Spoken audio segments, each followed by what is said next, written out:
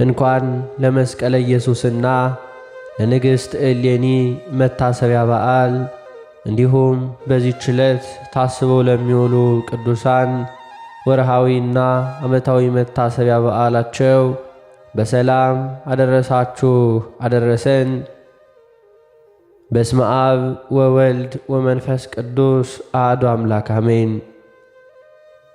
የተከበራችሁ የልዑል እግዚአብሔር ቤተሰቦች፣ የእናታችን የቅድስት ድንግል ማርያም የአስራት ያደራ ልጆች፣ የቅዱሳን መላእክት፣ የቅዱሳን ጻድቃን፣ የቅዱሳን ሰማዕታት ወዳጆች በልዑል እግዚአብሔር አምላካችን ፍጹም ሰላምታ እንደምን ቆያችሁ እያልን ከዚህ በመቀጠል በሐምሌ ወር የሚነበበውን የመስቀሉን ድርሳን እናሰማለን።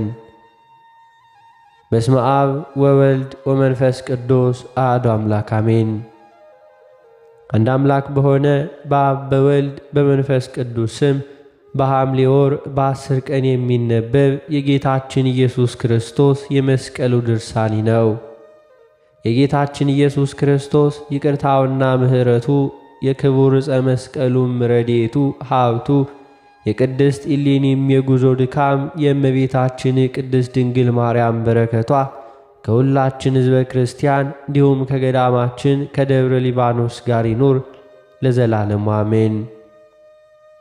የቅድስት እሌኒ ልጅ ቆስጠንጢኖስ በነገሰበት ወራት ሁሉ የጣዖታቶች ቤት ሁሉ የሥራይ ቦታዎችንም እያቃጠለ እያፈረሰ አብያተ ክርስቲያናትን እያነጸ ጌታ ክርስቶስን የሚክዱትንም ሁሉ በጌታችን ኢየሱስ ክርስቶስ በመስቀሉ ኃይል አጠፋቸው። አላውያንና አረማውያን ነገሥታት መኳንንትንና መሳፍንትን ሁሉ አደከማቸው።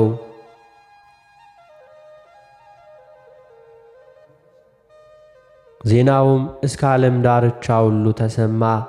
በጎ በሆነ በአማረ ሥራው ሁሉ እግዚአብሔርን በማገልገል ደስ አሰኘው።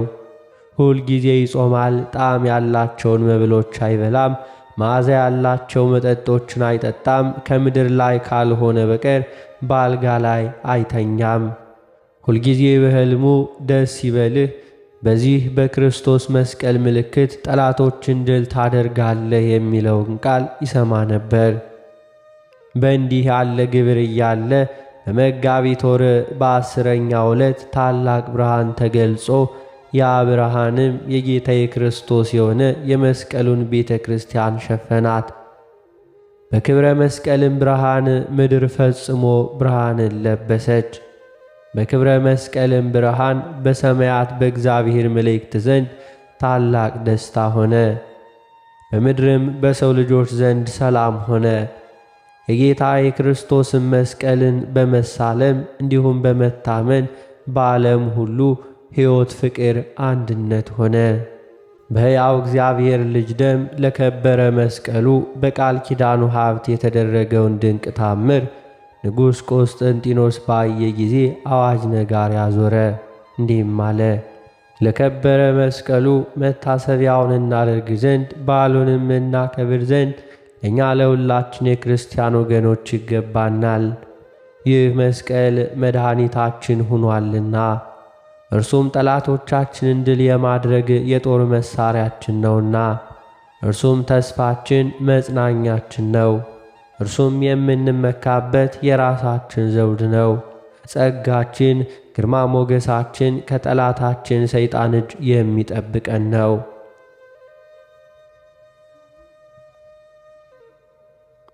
ቆስጠንጢኖስም እናቱ እንዳመለከተችውና እንደመከረችው በቀንም በሌሊትም በጾም በጸሎት ተወስኖ በእንዲህ ያለ ግብር እግዚአብሔርን እያገለገለ ኖረ። በጌታችን በዓላትና በሰባቱ አጽዋማት ከሚስቱ ጋር አያድርም። ከወንዶች በቀር ሴቶችን አልወለደም። ልጆቹንና የልጅ ልጆቹን ቁጥራቸው 66 ሆነ። እነርሱም ፈረሶችን የሚጋልቡ ሆኑ። ደግሞ የኦሪትና የነቢያትን መጽሐፍ ብሉያትንና ሐዲሳትን ድርሳናትን ተግሣጻትን ጠንቅቀው የተማሩ ናቸው። ቆስጠንጢኖስም ሁሉንም ልጆቹንና ሕዝቡን አሕዛብንም ሁሉ መልካም ሥራዎችን ሁሉ ያስተምራቸዋል።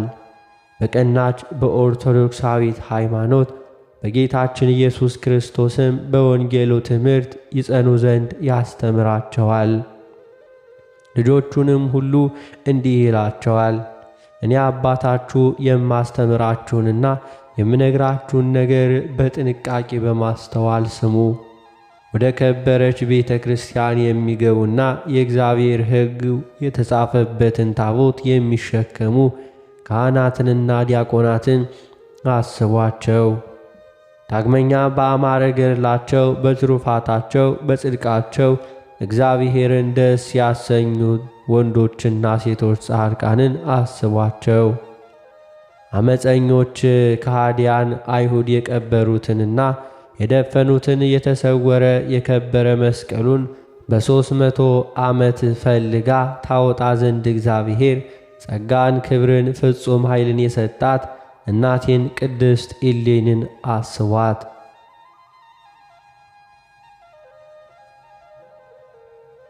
ስሟ ጣዕም ካለው የዓለሙ ሁሉ ሕይወት ከሆነች አምላክን ከወለደች ከእመቤታችን ከቅድስት ድንግል ማርያም በቀር ከእርሷ የሚበልጥ ከሰማይ በታች ያያችሁታልን አላቸው። አምላካችሁ እግዚአብሔርንም ፍሩ፣ በፍጹም ልባችሁ አምልኩት፣ በመንገዶቹም ሁሉ ተጓዙ፣ በሕጎቹም በሥርዓቶቹም በፍርድም ጸንታችሁ ኑሩ። ገንዘባችሁን በምድራዊ ሳጥን አታልቡ፣ ነቀዝ ከማይበላው ብል ከማያበላሸው ከሰማይ ሳጥን ለእናንተ አከማቹ እንጂ። ሌቦችም ምድሩን ምሰው ከማይወስዱት አስተዋዮች ጥበበኞች ነን አትበሉ። ትዕቢትና መታጀር እንዳያገኛችሁ የእውነት ድሆች ነን በሉ። እናንተ ነገ አፈርና ትቢያ ሆናችሁና ከሚታይና ከማይታይ መቅሰፍትና ፈተና ትድኑ ዘንድ በሕጋዊ ፍላጎትና በጨዋታ ዓይኖቻችሁ ወደ ሴት አይመልከቱ። ለድሆችና ለምስኪኖች የምትፈሩና የምትመጸውቱ ሁኑ። ይልቁንም ለአብያተ ክርስቲያናት ስጡ።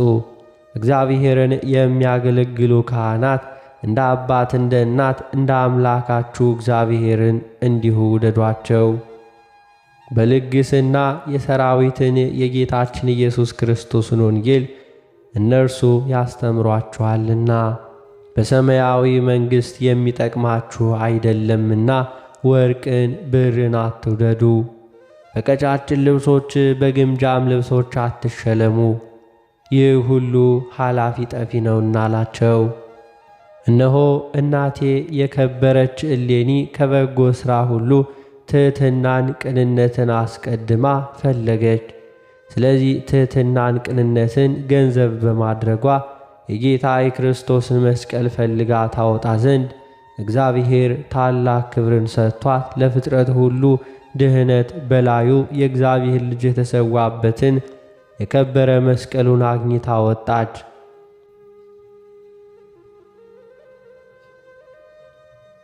እርሷም የዚህ ዓለም ንብረት ኃላፊ ጠፊ እንደሆነ ለአባቴ ለቁንስጣስ ስም ንብረት እርሷም የዚህም ዓለም ንብረት ኃላፊ ጠፊ እንደሆነ አባቴ ለቁንስጣስ አስተማረችው፣ መከረችው።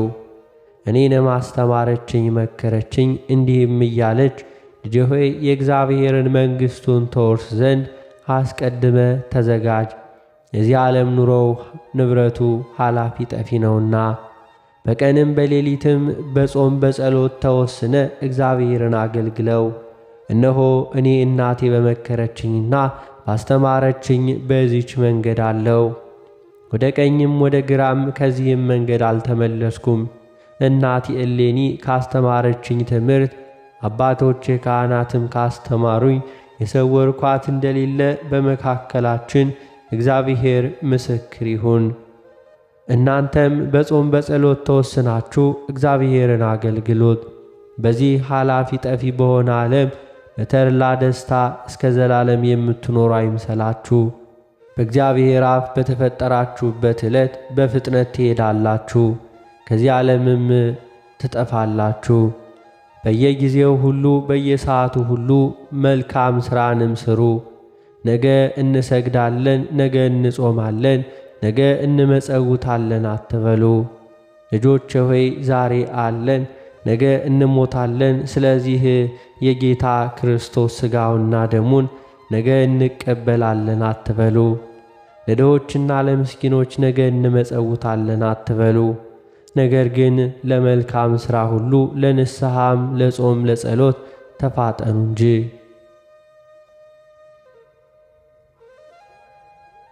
እናንተም ከእናንተ በኋላ ለሚተኩ ልጆቻችሁ ይህን ትምህርት አስተምሯቸው አላቸው። ልጆቹም ሕዝቡም ሁሉ ጌታችንና ንጉሣችን ሆይ እንዲህ የምታስተምረን ትተኸን የምትሄደው ወዴት ነው አሉት። ቆስጠንጢኖስም በጎ የሆነ ምክሬን ተቀበሉ። እኔ ወደ የት እንደምሄድ በየትም እንደምኖር አላውቅም። ነገር ግን የምኖርበትን መኖሪያዬን ፈጣሪ እግዚአብሔር ያውቃል አላቸው። ከዚህም በኋላ ልጆቹንና ሁሉንም አገልጋዮቹን ገንዘቤንም ሁሉ ወርቁንም ብሩንም ልብሶችንም ወደ እኔ አምጡ አላቸው። እነርሱም እንዳዘዛቸው ገንዘቡን ሁሉ አምጥተው ሰጡት። እርሱም ወርቁን፣ ብሩን፣ ገንዘቡን ሁሉ ከእጆቻቸው ተቀብሎ ለድሆችና ለምስኪኖች ለባልቴቶችና ለሙት ልጆች ሰጣቸውና እንዲህ አላቸው። አባቶቼ፣ ወንድሞቼ ሆይ ሁል ጊዜ በጸሎታችሁ አስቡኝ። ፈጣሪ በራሱ ፍርድ በጠራኝ ጊዜ ወደ ኋላ ወደ እናንተ የማልመለስበት ወደ ሩቅ አገር እሄዳለሁና ስለሚሄድ አስቡኝ አላቸው። ለሕዝቡም ጌታ ክርስቶስን የሚክዱትን ለመዋጋት ወደ ጦር ሜዳ የሚሄድ መሰላቸው። የአብርሃም የይስሐቅና የያዕቆብ አምላክህ ጋሻ መከታ ኃይል ላንተ መዳኛ ይሁን። በእግዚአብሔር ልጅ ደም የከበረ የዕፀ መስቀሉ ረድኤትና ቤዛ ይሁን። ቀንም በቀንም በሌሊትም በምትሄድበት ሁሉ ይጠብቅሃል አሉት። እርሱም እንደ ቃላችሁ ይሁን ይደረግልኝ አላቸው።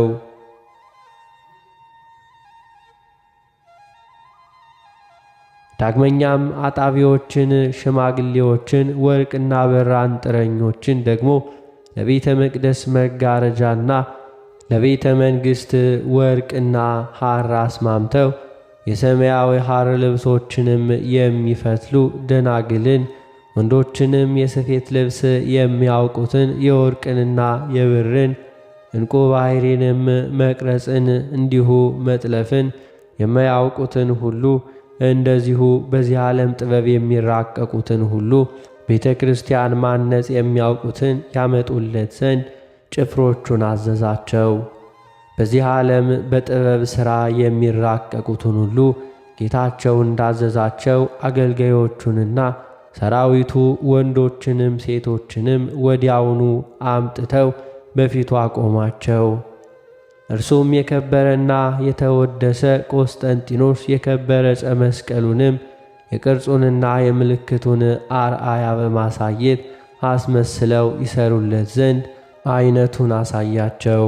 እነርሱም ወደ ንጉሥ የመጡት በተራቀቀ ጥበብ እንደሚያውቁ ሰርተው በጌታ ክርስቶስ መስቀል አርአያ የሰሩትን ለንጉሥ ሰጡት። እርሱም ለወገኖቹ ሰጣቸው። እነርሱም የሀገሩ ሰዎችም በጌታችን ኢየሱስ ክርስቶስ በመስቀሉ አርአያና ምልክት የተሰጣቸውን በዕቃዎቻቸው ላይ በጦር መሣሪያቸው በልብሶቻቸው በአንገታቸው ላይ አደረጉ። የክርስቲያን ወገኖችም ሁሉም የጌታ የክርስቶስን የመስቀሉን ኃይል እየተማመኑ በዚያች ዕለት እስከ ዛሬ ይህን ያደርጋሉ። የጌታ የክርስቶስ የመስቀሉ ምልክት በአንገታቸው በእጆቻቸው በዕቃዎቻቸው እያለ የሚያገኛቸው ክፉ ነገር የለም። በመስቀል ምልክት እንዲሁ ሲያማትሁ ክፉዎች አጋንንት፣ ቁስለ ሥጋ የሚሆኑ ሰይጣናት፣ እርኩሳን መናፍስት፣ ሥራዩኞች የሆኑ ሰዎች ከእነርሱ ይርቃሉና ስለሚርቁ የሚያገኛቸው ክፉ ነገር የለም።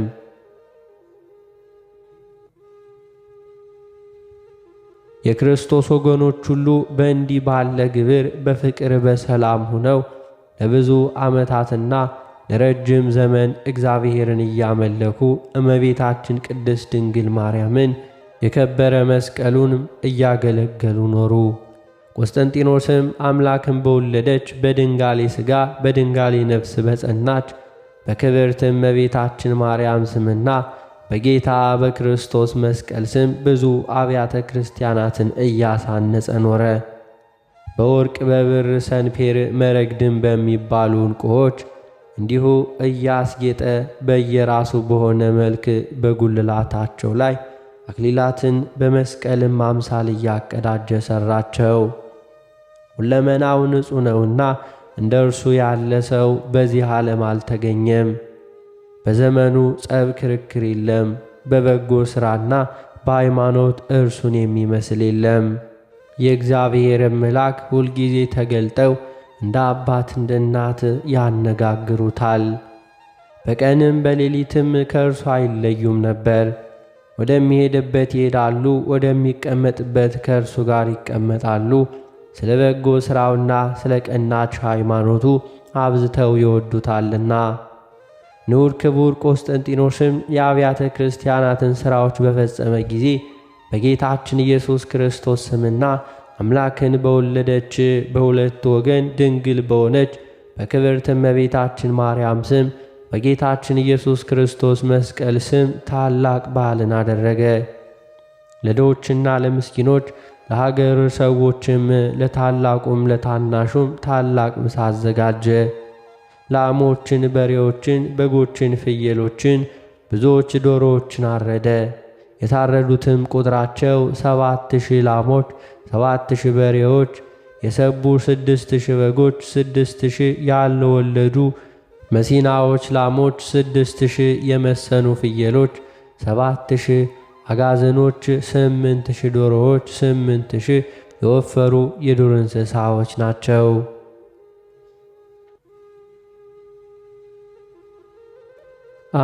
1,800,000 የተፈተገ የስንዴ ዱቄት ቆሮስ በሚባል መስፈሪያ 1,800,000 ከማር ወለላ የተሠራ ከረመ የወይን ጠጅ በማድጋ መስፈሪያ እንዲሁም አድርጎ ድሆችንና ምስኪኖችን የሀገር ሰዎችንም በማጥገብ ደስ አሰኛቸው።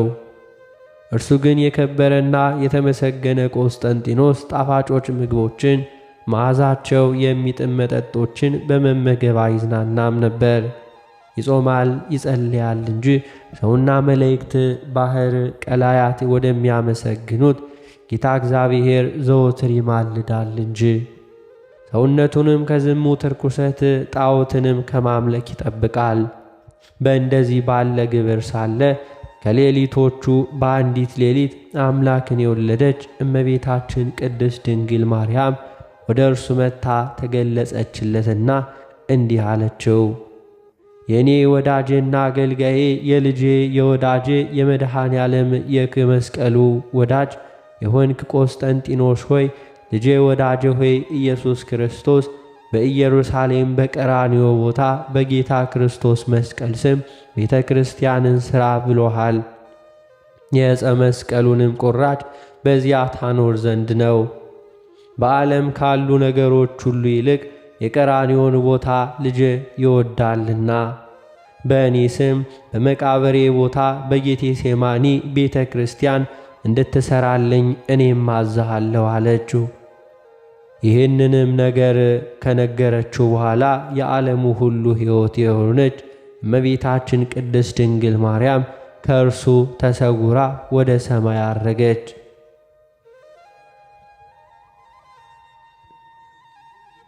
ከዚህ በኋላ ንጉሥ ቆስጠንጢኖስ ተነሣ።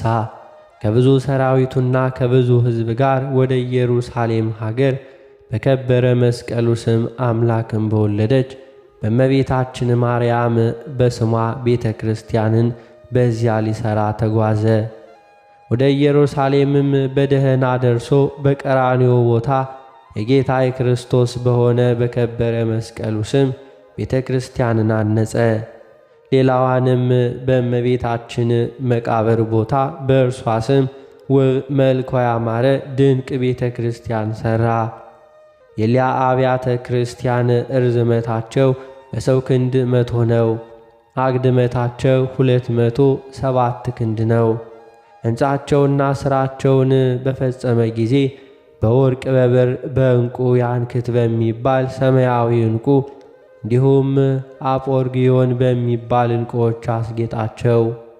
በቀራንዮ በአነጻት ቤተ ክርስቲያንም ውስጥ የጌታ የክርስቶስ የመስቀሉንም ቁራጭ አምላክን በወለደች እመቤታችን ድንግል ማርያም ለእናቱ እሌኒ በኋላ ዘመን የእኔ አስራት ወደ ሆነች ነፃነት ወዳላት ኢትዮጵያ ሀገር ይሄድ ዘንድ አለውና እንዲሁም ከሰባ ነገሥታት የቀረውን የመስቀሉን ቁራጭ እስከሚሄድ በክብር አኑሪው ብላ እንደነገረቻት በዚያ ውስጥ ያኖር ዘንድ አሰበ። ከዚህም በኋላ ንጉሥ ቆስጠንጢኖስ በጌታ ክርስቶስ መስቀል ስም የቤተ ክርስቲያንን ሥራዋን ሕንፃዋን በፈጸመ ጊዜ የበጎ ነገር ጠላት ሁሉ የሆነ ሰይጣን መጥቶ በቆስጠንጢኖስ ፊት ቆመና የቤተ ክርስቲያኒቱን ሥራ አንተ ፈጽመሃል፣ እኔ ግን በሰባተኛ ቀን በኃይሌና በምትሃቴ አፈርሳታለሁ አለው። የተመሰገነ የከበረ ቆስጠንጢኖስም አንተ ልታፈርሳት አትችልም፣ በእግዚአብሔር ፈቃድ በመለኮት ዓለት ላይ ታንጻለችና፣ ስለዚህ ይህችን ቤተ ክርስቲያን ማፍረስ አይቻልህም ብሎ መለሰለት።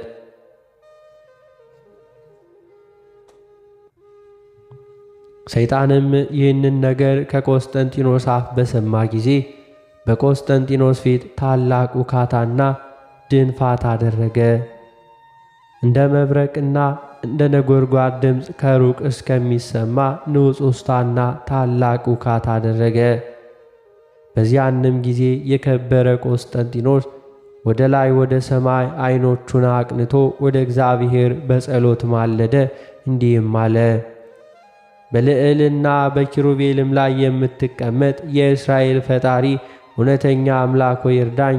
የልጅህ የከበረ ደሙ በላዩ የፈሰሰ የመስቀል ኃይል ድል ያደረገው ጸራችን ጠላታችን ሰይጣንን ማረፊያ አሳጥቶ ያጥፋዋለው። በዚያን ጊዜ ከሰማይ መብረቅ በረቀ። የመላእክት አለቃ ቅዱስ ሚካኤልም ከእግዚአብሔር ዘንድ ተልኮ በመብረቅና በነጎድጓድ ጀርባ ተጭኖ መጣ። ያንንም ሰይጣን ይዞ ወደ ሲኦል ረግረግ ወረወረው። ጥልቅ በሆነ ወደ ገሃነመ አዘቅት አሰመጠው። ያቺ ቤተ ክርስቲያንም አሸናፊ በሆነ በእግዚአብሔር ፈቃድ ከጥፋት ሁሉ ዳነች። ከዚህም በኋላ የከበረ ቆስጠንጢኖስ ሊቃነ ጳጳሳትን ቀሳውስትንና ዲያቆናትን ቤተ ክርስቲያኒቱን አክብረው የከበረ የጌታ ክርስቶስን ሰባ ነገሥታት ከተካፈሉት የቀረውን የዕፀ መስቀሉን ቁራጭ ወደ ኢትዮጵያ ሀገር እስከሚሄድ ድረስ በውስጧ አስገብተው ያኖሩት ዘንድ አዘዛቸው።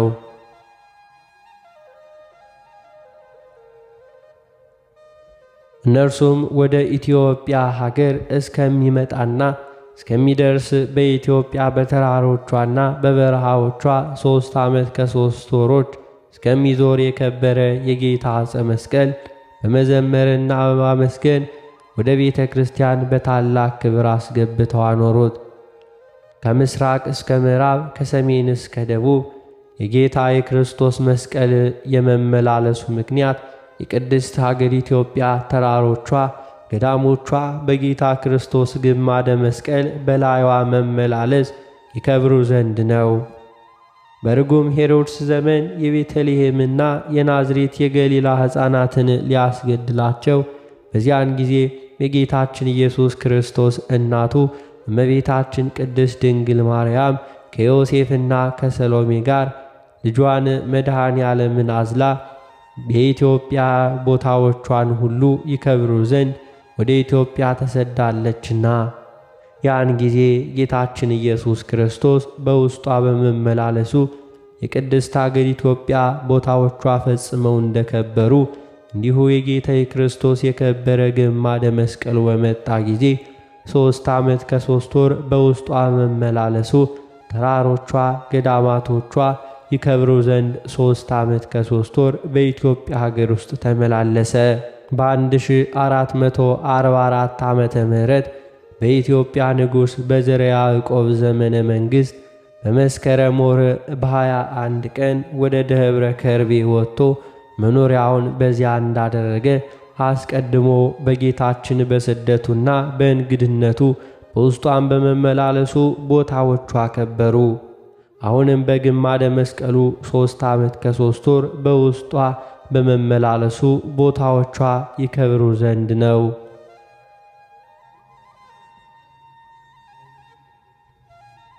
ደብረ ከርቤም መስቀሌን በመስቀል ላይ አኑር ብሎ ለዘርዓ ያዕቆብ በሕልም እንደነገረው የመስቀል ምልክት ናት።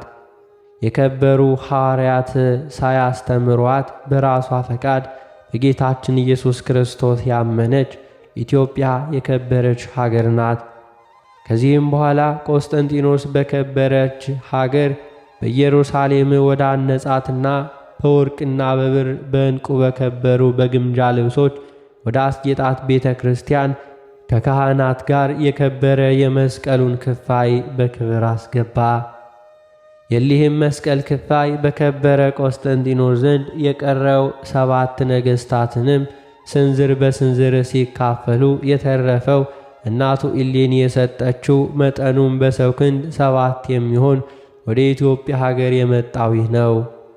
ከዚህም በኋላ የመንግሥቱን ክብር ሁሉ ገንዘቡንም ጥሪቱንም ብዕሉንም ለልጁ ለያያስ ሰጥቶ ንጉሥ ቆስጠንጢኖስ ከቤተ መንግሥቱ ወጣ። እርሱም ሥጋ ሳይበላ የወይን ጠጅ የማር ጠጅ ሳይጠጣ እንጀራንም ቢሆን ከሰንበታትና ከጌታ ታላላቅ በዓላቶች በቀር አይመገብም። አብያተ ክርስቲያናትንም በጌታ ክርስቶስ በከበረ መስቀሉ ስምና በእናቱ በእመቤታችን ድንግል ማርያም ስም ካነጻቸው ጊዜ ወዲህ በሕይወቱ ዘመን በአልጋ ላይ አይተኛም። ከቤተ ክርስቲያን በቀር ወደ ሰው ቤት ሂዶ አይገባም። ከድንኳኖችም በቀር በቤቶች ውስጥ የማይኖር ሆነ። ስለ ነፍሱ ድህነትና በግዛቱ ውስጥ ስለሚኖሩ ሁሉ በዚህ ዓለም ከሥጋ መከራ በወዲያኛውም ዓለም ከገሃነመ እሳት ይድኑ ዘንድ ወደ አሸናፊ እግዚአብሔር ይጸልይና ይማልድ በቀንም በሌሊትም ከዓይኖቹ እንባ አያቋርጥም ነበር።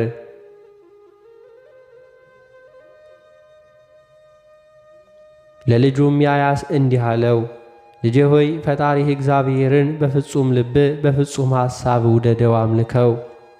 እኔን አባትህን በክብር በልዕልና በመንግሥት በዚህ ኃላፊ ጠፊ በሆነ ዓለም በተድላ በደስታ በግርማ እንደነበርኩ አስቀድሞ ታውቀኛለህ። ነገር ግን ኃላፊ ጠፊ በሆነ በዚህ ዓለም ኑሮ የተጠቀምኩት ነገር የለም። ጌታችን በከበረ ወንጌል ሰው ዓለሙን ሁሉ ቢገዛ ነፍሱን ከጎደለ ምን ይጠቅመዋል? ለነፍሱ ቤዛ ምን በሰጠ ነበር ብሎ እንደተናገረ ወርቅ ብር የሚዝግ የሚበላሽ ነገር ነው። ልጄ ሆይ የምነግርህን እኔንም ስማኝ። ከጾም ከጸሎት ከስግደት ከምጽዋት ከፍቅር ከትሕትና በቀር ለነፍስ የሚጠቅም የለም። ልጄ ሆይ መክብብ ሰሎሞን ከሰማይ በታች ሁሉ ከንቱ ነው፣ የዚህ ዓለም ኑሮም ኃላፊ ጠፊ ነው ያለውን እወቅ አስተውል። ልጁ ያያስም ለአባቱ መልሶ እንዲህ አለው፣ አንተ የምትሄደው ወዴት ነው? አንተ ወደምትሄድበት እኔ ወደ ኋላህ እንዲሁ ተከትዬ እመጣለሁ። ከአንተ ጋር እኖር ዘንድ ከአንተ አልለይም። አንተ ወደምትሄድበት ሁሉ ከአንተ ጋር እሄዳለሁ። እንዲህም አለው። አባቱም ለልጁ እንዲህ አለ፣ ልጄ ሆይ እኔ ወደምሄድበት አንተ እኔን ትከተል ዘንድ ከፈጣሪ እግዚአብሔር ስላልተፈቀደልኝ የሚቻለኝ አይደለም። ነገር ግን ፈጣሪ እግዚአብሔርን በፍጹም ልብ በፍጹም ኃይል ፍራው፣ አምልከው። አንተም ይህንን ካደረግክ በሰማይም በምድርም በሁለት ዓለም ትነግሣለህ አለው።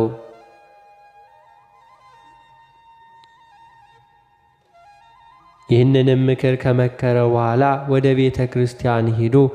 የከበሩ ነገሥታት ከሚቆምበት ቁሞ ረጅም ጸሎትን ጸለየ። ከዚህም በኋላ ጥቂት ታመመ። እጆቹን እግሮቹን አስተካክሎ መሐሪና ይቅር ባይ በሆነ በእግዚአብሔር እጅ ነፍሱን ሰጠ። በሰላም በፍቅር አረፈና ነፍሱን በክብር በደስታ ወደ ሰማያዊ ሀገር አገባት። ወደ እርሱም የሀገሩ ሰዎች ሁሉም ኤጲስቆጶሳት፣ ጳጳሳት፣ ካህናት፣ ዲያቆናት፣ መኳንንት፣ መሳፍንት ወደ እርሱ ተሰብስበው ፍጹም ልቅሶን አለቀሱለት። ሃይማኖታቸው የቀኑና ለከበሩ ነገሥታት እንደሚደረግ እንደ ሥጋቸው በከበሩ በግምጃ ልብሶችና በደቀቀ የጣፈጠ በላበ ናርዶስ ሽቶ ገንዘው በከበረ መስቀሉ ቤተ ክርስቲያን ግቢ ቀበሩት። ከእርሱም በኋላ ንጉሥ ያያስ መንግሥቱ በሚጸና ገንዘብ ወደ እግዚአብሔር እየጸለየና እየማለደ መንግሥቱን አስተካክሎ የሚመራ ሆነ። እርሱም ለዘላለሙ ምስጉን የሆነ እግዚአብሔርን እንደ አባት የሚያገለግለውና ደስ የሚያሰኘው ሆነ። በመንገዶቹም ሁሉ የሚጓዝ ሆነ። እርሷም የጽድቅ መንገድ ናት። ለድሆችና ለምስኪኖች ምግባቸውን ይሰጣቸው ነበር። ዳግመኛም በጌታ ክርስቶስ መስቀል ስም አምላክን በወለደች በድንጋሌ ሥጋ በድንጋሌ ነፍስ በጸናች በከበረች እመቤታችን ማርያም ስም ለአብያተ ክርስቲያናት እጅ መንሻ ይሰጥ ነበር። ሳን በኦ በከበረ መስቀል ስምና አምላክን በወለደች በእመቤታችን በቅድስት ድንግል ማርያም ስም ብዙ አብያተ ክርስቲያናትን አነጸ። እነዚህንም አብያተ ክርስቲያናት በወርቅ በብር በሰማያዊ ጌጥም አስጌጣቸው። በጾም በጸሎት በሰጊድ እግዚአብሔርን እያገለገለ ብዙ ወራት ኖረ። ከዚህም በኋላ በሰላም አረፈ። ወደ ሰማያዊ መንግሥትም ገባ። ነገሥታት፣ መኳንንት፣ ሕዝቡም ሁሉ ወደ እርሱ ተሰብስበው አለቀሱለት።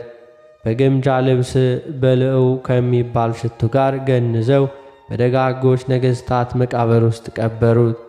የጌታ ክርስቶስ ግማደ መስቀል በኢትዮጵያ ሀገር ይኖር ዘንድ የመምጣቱና የመድረሱ ነገር እንዲህ ነው። በሀገራችን በኢትዮጵያ ደብረ ከርቤ የምትባል ቦታ መጥቶ ይኖር ዘንድ ጊዜው ሲደርስ ይህችን ቦታ አስቀድሞ ደብረ ነገሥት ትባል ነበር። ደግሞም ደብረ ነጎድጓድ፣ ሦስተኛም ደብረ ከርቤ ተብላለች። ሶሎሞንም እንግዲህ እኔ ወደ ደብረ ከርቤ ሄዳለሁ እንዳለ የጌታችን የኢየሱስ ክርስቶስ ይቅርታውና ቸርነቱ የመስቀሉም ግርማ ሞገስ ከአገራችን ከኢትዮጵያ ጋር ይኑር ለዘላለሙ አሜን።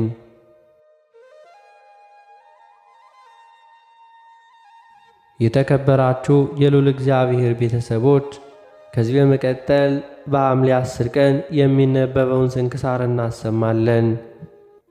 በስመ አብ ወወልድ ወመንፈስ ቅዱስ አሐዱ አምላክ አሜን። አንድ አምላክ በሆነ በአብ በወልድ በመንፈስ ቅዱስ ስም ሐምሌ 10 በዚች ቀን ናትናኤል የተባለው ቅዱሱ ሐዋርያ ስምዖን ቀለዮጳ በሰማዕትነት አረፈ። ይህንንም ሐዋርያ አይሁድ የጌታችንን ወንድም ያዕቆብን ከገደሉት በኋላ ለኢየሩሳሌም ኤጲስቆጶስ አድርገው ሐዋርያት ሾሙት። እርሱም ክብር ይግባውና ስለ ጌታችን ስለ ኢየሱስ ክርስቶስ አስተምሮ ከአይሁድ ብዙዎችን ጌታችንን ወደ ማመን መለሳቸው። ታምራትን አድርጓልና በሽተኞችንም አድኗልና። ንጉሡ እንድርያስም ሴቶችን ከባሎቻቸው እንደሚለይ ንጽሕናቸውን እንዲጠብቁ እንደሚያዛቸው ስለ እርሱ ሰማ። ወደ እርሱም አስቀርቦ ጽኑ ሥቃይን አሰቃየው። ማሰቃየቱንም በሰለቸ ጊዜ ራሱን በሰይፍ እንዲቆርጡ አዘዘ። ከእርሱም ጋር ቴዎና የምትባል አንዲት ድንግል ተገደለች። እግዚአብሔር ምስጋና ይሁን፣ እኛንም በጸሎቱ ይማረን።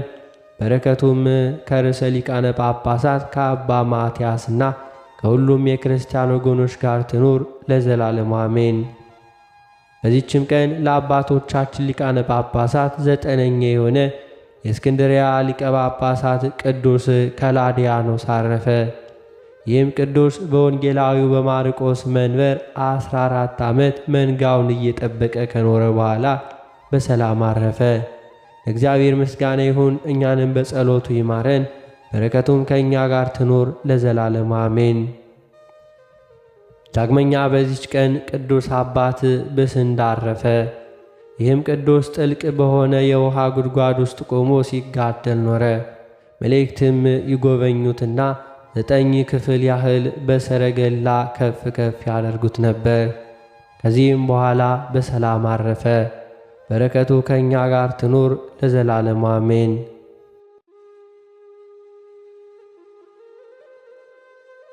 የተከበራችሁ የልዑል እግዚአብሔር ቤተሰቦች ከዚህ በመቀጠል በመስቀለ ኢየሱስ በዓል ዕለት የሐምሌ 10ን ቀን የቅዳሴውን ምስባክና በቅዳሴ ጊዜ የሚነበበውን ምንባብ እናሰማለን። መዝሙር 19 ቁጥር 3 ነገር የለም መናገርም የለም፣ ድምፃቸውም አይሰማም፣ ድምፃቸው ወደ ምድር ሁሉ ቃላቸውም እስከ ዓለም ዳርቻ ወጣ። አልቦ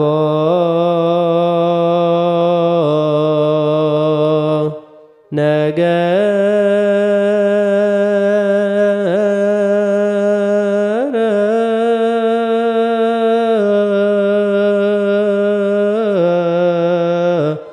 ወአልቦ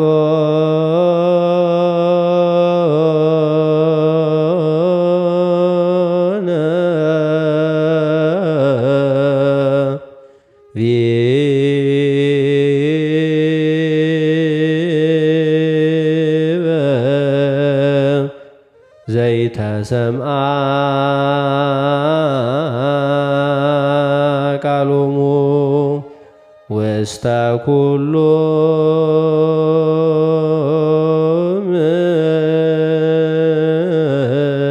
ምድር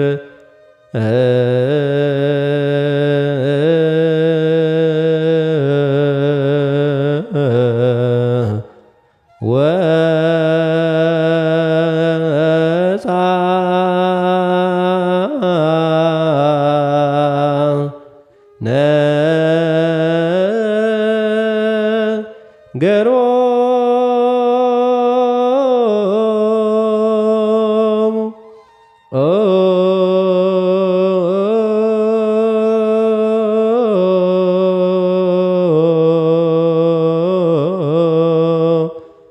ወእስከ አጽናፈ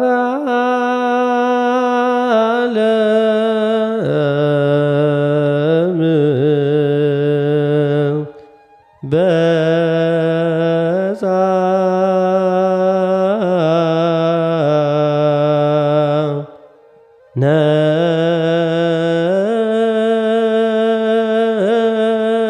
ነቢቦ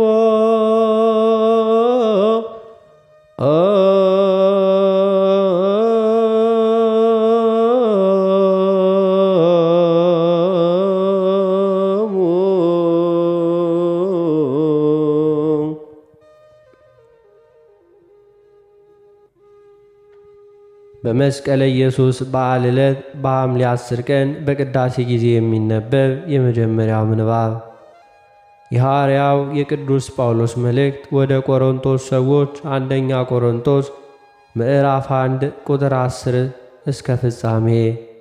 ቃሉም እንዲህ ይላል።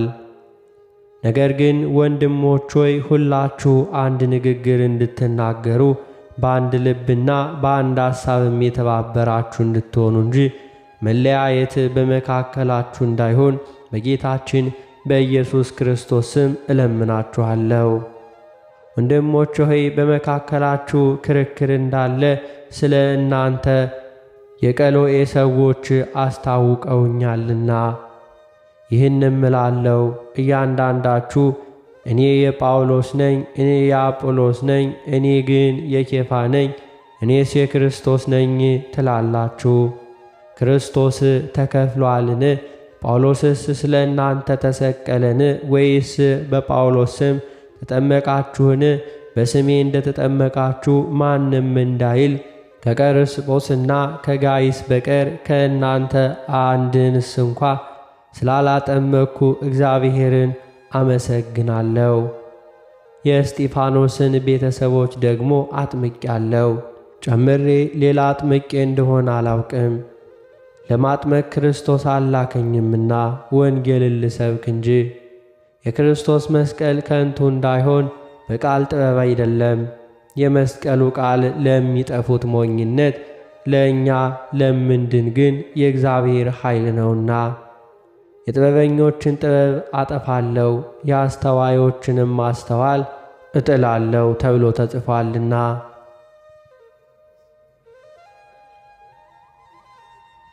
ጥበብ የት ነህ? ጸሐፊስ የት አለ? የዚህች ዓለም መርማሪ የት አለ? እግዚአብሔር የዚህን ዓለም ጥበብ ሞኝነት እንዲሆን አላደረገንም።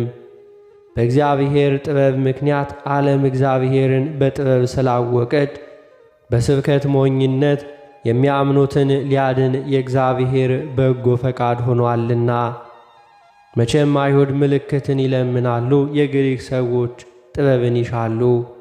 እኛ ግን የተሰቀለውን ክርስቶስን እንሰብካለን። ይህም ለአይሁድ ማሰናከያ ለአሕዛብም ሞኝነት ነው። ለተጠሩት ግን አይሁድ ቢሆኑ የግሪክ ሰዎችም ቢሆኑ የእግዚአብሔር ኃይልና የእግዚአብሔር ጥበብ የሆነ ክርስቶስ ነው። ከሰው ይልቅ የእግዚአብሔር ሞኝነት ይጠባልና የእግዚአብሔርም ድካም ከሰው ይልቅ ይበረታልና። ወንድሞች ሆይ መጠራታችሁን ተመልከቱ። እንደ ሰው ጥበበኞች የሆኑ ብዙዎች፣ ኃያላን የሆኑ ብዙዎች፣ ባላባቶች የሆኑ ብዙዎች አልተጠሩም። ነገር ግን እግዚአብሔር ጥበበኞችን እንዲያሳፍር የዓለምን ሞኝ ነገር መረጠ። ብርቱውንም ነገር እንዲያሳፍር እግዚአብሔር የዓለምን ድካም ነገር መረጠ። እግዚአብሔርም የሆነውን ነገር እንዲያጠፋ የዓለምን ምናምንቴ ነገር የተናቀውንም ነገር ያልሆነውን ነገር መረጠ። ሥጋንም የለበሰ ሁሉ በእግዚአብሔር ፊት እንዳይመካ፣ ነገር ግን የሚመካ በእግዚአብሔር ይመካ ተብሎ እንደተጻፈው ይሆን ዘንድ ከእግዚአብሔር ዘንድ ጥበብና ጽድቅ ቅድስናም ቤዛነትም በተደረገልን በክርስቶስ ኢየሱስ የሆናችሁ ከእርሱ ነው።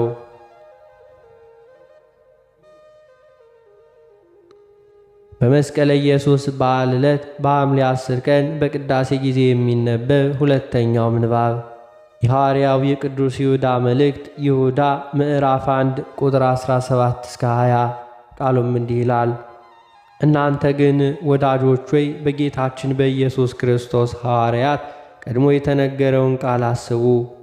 እነርሱ በመጨረሻው ዘመን በኃጢአተኝነት እንደ ገዛ ምኞታቸው እየሄዱ ዘባቾች ይሆናሉ ብለዋችኋልና።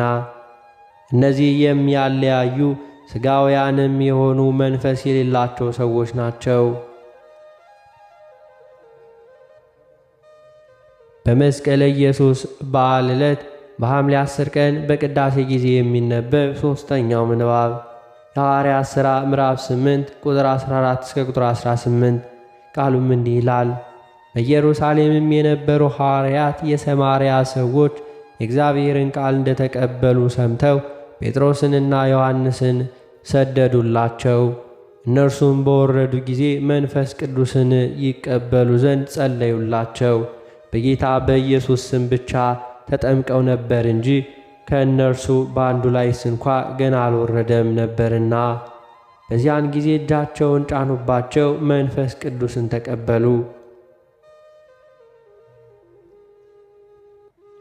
በመስቀለ ኢየሱስ በዓል ዕለት በሐምሌ 10 ቀን በቅዳሴ ጊዜ የሚነበብ የወንጌል ምንባብ የዮሐንስ ወንጌል ምዕራፍ 1 ቁጥር 44 እስከ ቁጥር 52።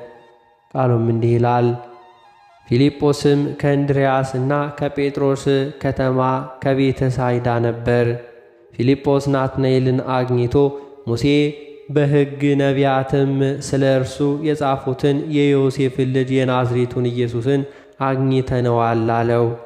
ናትናኤልም ከናዝሬት መልካም ነገር ሊወጣ ይችላልን? አለው። ፊልጶስ መጥተህ እይ አለው።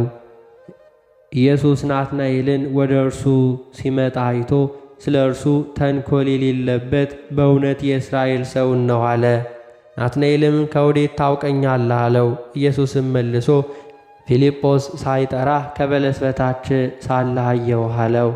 ናትናኤልም መልሶ መምህር ሆይ አንተ የእግዚአብሔር ልጅ ነህ፣ አንተ የእስራኤል ንጉሥ ነህ አለው። ኢየሱስም መልሶ ከበለስ በታች አየሁ ስላልኩህ አመንህን? ከዚህ የሚበልጥ ነገር ታያለህ አለው።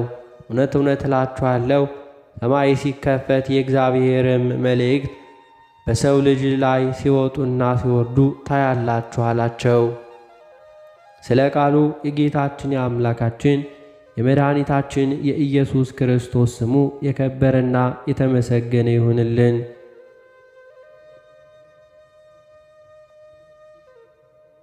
አነሳስቶ ላስጀመረን አስጀምሮ ላስፈጸመን ለጌታችን ለአምላካችን ለመድኃኒታችን ለኢየሱስ ክርስቶስ ክብርና ምስጋና ይገባል፣ ዛሬም ዘወትርም ለዘላለም አሜን። አባታችን ሆይ በሰማያት የምትኖር፣ ስምህ ይቀደስ፣ መንግሥትህ ትምጣ፣ ፈቃድህ በሰማይ እንደሆነች እንዲሁም በምድር ትሁን። የዕለት እንጀራችንን ስጠን ዛሬ፣ በደላችንንም ይቅር በለን እኛም የበደሉንን ይቅር እንደምንል። አቤቱ ወደ ፈተናም አታግባን ከክፉ ሁሉ አድነን እንጂ መንግሥት ያንተ ናትና፣ ኃይል፣ ክብር፣ ምስጋና ለዘላለሙ አሜን። እመቤታችን ቅድስት ድንግል ማርያም ሆይ በመልአኩ ቅዱስ ገብርኤል ሰላምታ ሰላም እንልሻለን። በሐሳብሽ ድንግል ነሽ፣ በሥጋሽም ድንግል ነሽ። የአሸናፊ የልዑል እግዚአብሔር እናት ሆይ ሰላምታ ለአንቺ ይገባሻል። ከሴቶች ሁሉ ተለይተሽ አንቺ የተባረክሽ ነሽ፣ የማኅፀንሽ ፍሬ የተባረከ ነው። ጸጋን የተመላሽ ቅድስት ሆይ ደስ ይበልሽ፣ ልዑል እግዚአብሔር ከአንቺ ጋር ነውና ከተወደደው ልጅሽ ከጌታችን ከመድኃኒታችን ከኢየሱስ ክርስቶስ ዘንድ ይቅርታውንና ምሕረቱን ለምኝልን ኃጢአታችንንም ያስተሰርይልን ዘንድ ለዘላለሙ አሜን።